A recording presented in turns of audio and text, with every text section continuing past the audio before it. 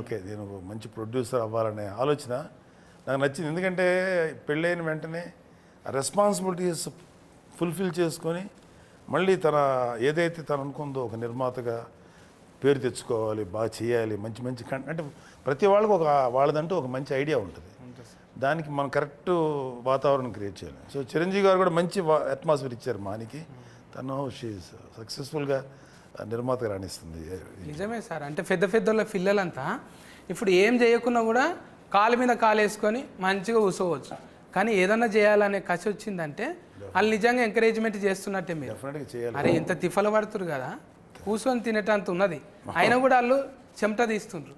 కష్టపడుతుంది. మన వంతు సాయం అన్నట్టు మీరు కూడా వచ్చి చేసిండ్రు. అంత బిర్జీలు ఉన్నా కూడా ఓ రచ్చ రచ్చ దుమ్ముల తిరిగిండ్రు. అసలు ఫొక్కీలు అయింది ఏఫీ అంతా. ఏంటిది ఫొక్కీలు అంటే? ఫొక్కీలు అంటే దుమ్ములు వేసిపోయింది తిరిగి.